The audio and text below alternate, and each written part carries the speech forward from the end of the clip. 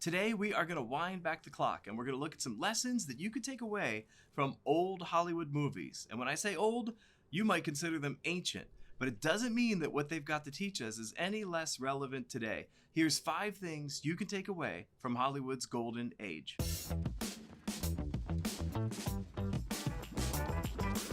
My dad loves old movies, and that's how we bonded when I was a kid, was to watch those movies together. By the time I got to high school, I was really surprised that nobody else wanted to dress like John Roby the cat, the great Cary Grant character from Alfred Hitchcock's To Catch a Thief. And it really floored me that nobody knew how to answer We Meet on the Level with We Part on the Square from John Huston's The Man Who Would Be King. I just thought this is stuff that everybody grew up with. Apparently I was wrong. And for real, you'll never catch me saying, oh, if you don't know the great classics of Hollywood, you're never going to make it in this business. I think that's garbage. I think it's just as likely to happen as to not happen. But what I do know for sure is that there are thousands of hours worth of free lessons out there in classic Hollywood. Lessons in tone, in style, in structure, in dialogue, in pacing. If you can't conquer a moment, chances are one of the great masters from the past has. So let's dig in and take a look at 5 lessons you could learn from classic Hollywood movies. Why? What's in Lisbon? Good Clipper to America. Number 1 comes direct from my favorite Hollywood classic of all time, Casablanca. Yes, I know, you're tired of hearing about this movie. Yeah, I know, you think it must be overrated. I'm here to tell you, I'm pretty sure the movie might be underrated. If you make it past that first 5 minutes, there's nothing about the rest of the movie as it plays out that is not going to scream right now to you. The lead of Casablanca is Richard Blaine, an American with a mysterious past. He can't return to America, but we don't know why. He fought for underground, underdog causes throughout the political world of early World War II days, but we don't know why. He fell madly in love with Ilsa Lund and she broke his heart, but we don't know what she means to him or why until the very end of the movie. In an era when Act 1 tells us almost everything about characters these days, it's really refreshing to watch a narrative hold back until the emotional punch of Act 3, when we really truly come to understand Rick and his motivations, and not because he tells us, but because they're explained to us by his actions of the third act. Classic Hollywood storytelling. What happened if it isn't Philo Vance? I beg your pardon? Who said that? Number 2 is really my dad's all-time favorite, The Thin Man. If you know anything about it, you know it's a detective movie, you know it's a relationship movie, an aspirational marriage relationship movie between Nick and Nora. What I'd missed as a kid was a bit of that Nick and Nora secret sauce. Nick is a retired detective who is really good at his job. Nora is a very rich woman who now Nick is going to manage her money for the rest of their lives. And as they go around going about her celebrity business, they bump into murder cases from time to time. Nick takes on these cases, not as I thought as a kid because he's having fun doing it or because it's just who he is. He takes on these cases because it turns on his wife, Nora.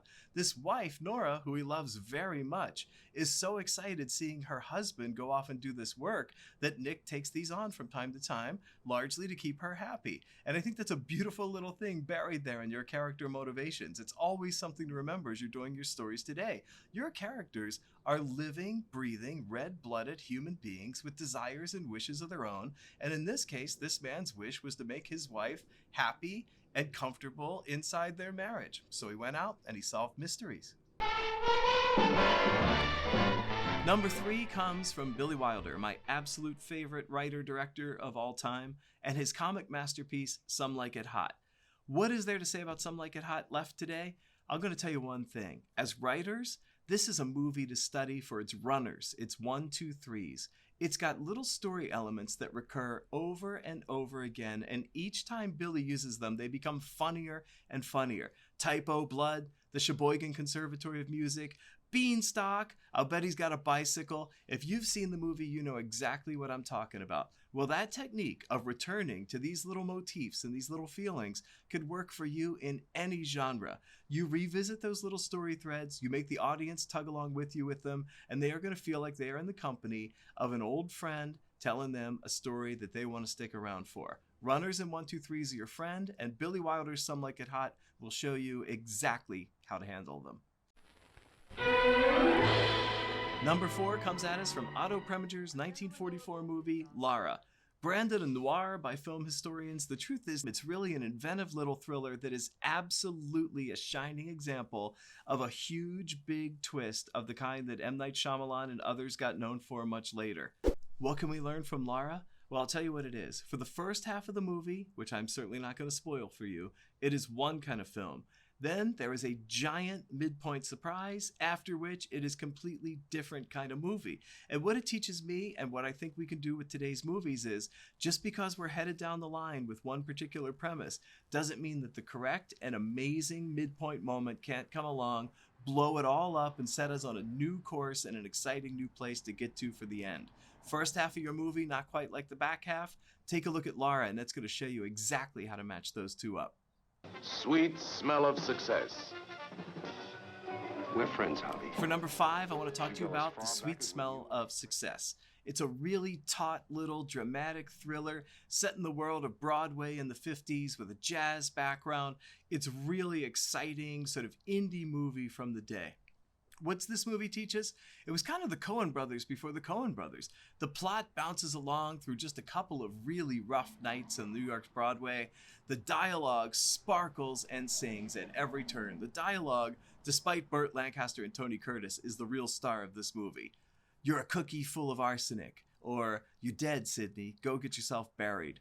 It's chock full of lines that really tell us everything about the interiors of these characters right up there on the surface, because they're not the kind of people who are going to mince their words. And I think right now, so many of us try to be so clever with our dialogue that it actually ends up just obscuring who our people are. If you take a look at Sweet Smell of Success, you're going to see some really rough, entertaining, extremely stylized dialogue that is entirely on point for character. There are thousands of other examples of what you can learn from old, or I guess let's face it, ancient Hollywood movies. The good thing is most of them aren't homework. They're not good medicine. They're taught, well told, well acted, and really well written little stories that are going to open up a whole world to you of thousands of possibilities to solve your problems in plot, character, tone, pacing, dialogue, and big, big moments. If you're stuck on an answer, it may well be that somewhere out there in the thousands of movies made in Hollywood history, your answers are waiting to be found. So good luck and have fun with it. And really, good luck to us all. Really appreciate you being here today. If you enjoyed any of this, or if any of it was helpful for you, would really love it if you could like and subscribe. It really helps the channel out as we're trying to grow. We're trying to build a free, unlimited resource for screenwriters, tips, tricks, techniques, and actual live demos, all right here for free. We also have our Jeff Howard sessions, which are classes and programs and reads and consults, the information for which is available in the links down below. Hope to see you there sometime. Really enjoyed being here. Thanks a lot, and good luck to all of us.